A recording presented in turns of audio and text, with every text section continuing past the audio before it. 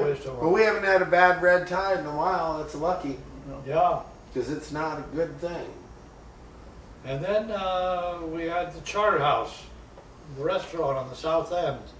The same bunch of people were against it. Kit Bernald, Harry Kirsch, Han DeShield, Carlton Stewart all voted no. The court reversed the verdict and also reversed the appeal, and so the Charter House was built. No one volunteered to run St. Jude's in '86, so Murph Clower said, okay, I'll run it, I'll call it the Gathering Place. So he did, and it was a very successful one, and he gave all the money to charities, Local charities. to local charities. 1987, Bicentennial of the Constitution Parade. In 1988, the town paid $2.7 million for land it could have had under transfer density. Isn't that nice?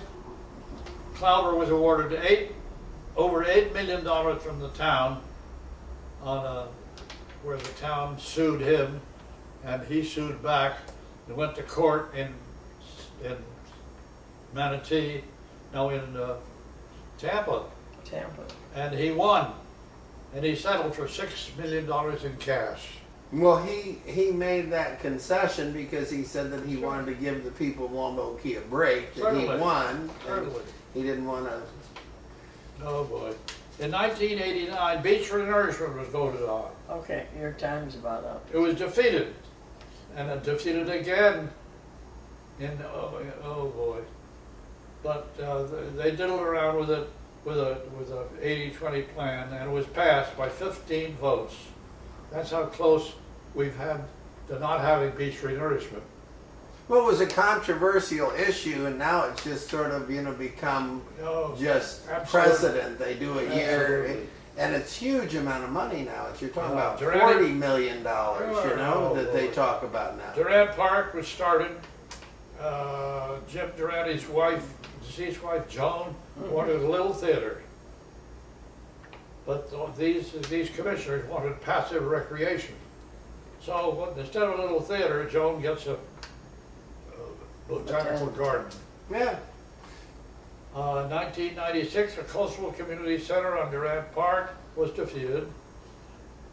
Similar result in 1998. PIC was against it, the Public Interest Committee was against it then. I think they've changed their mind. In 9/11, George Bush was at the colony, and the next day, you know what happened.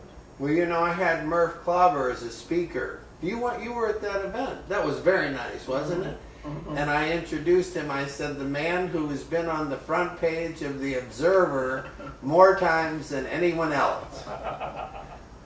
Well, anyway, Claire and I were at the colony that night before, and we met a lot of the Secret Service men. It was fascinating.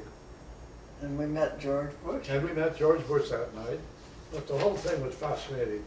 It was quite a, Yeah, and there was probably more to that than we'll ever know. oh yeah. Because somebody said that they turned away a van full of people who looked like they were from the Middle East. Right? I had someone the next couple of days later that drove up that looked like someone right out of the terrorist Really? thing, driving a red Really? Mercedes, brand new red Mercedes convertible, wanted to rent a place here.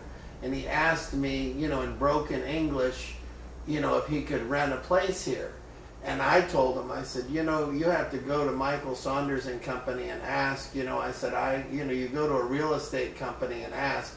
But it was when they were saying that there were more plots to blow up the Skyway Bridge and people should be on alert. So I called the Longboat Police and they came and treated me like I was some sort of a nut. Sure. And I said, he said, what, did you get the license plate? And I said, a red, shiny, brand new Mercedes. convertible with two people who look like terrorists in it. Right. What more do you need? And He's just going, oh yeah, buddy, sure.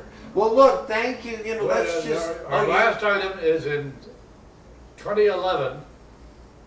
Some refugees, Cuban refugees, landed on the north end of Longboat Key, Stop. right here. Right. And you know what? If they would have given the guys blowers and rakes, they probably would have gotten away with it.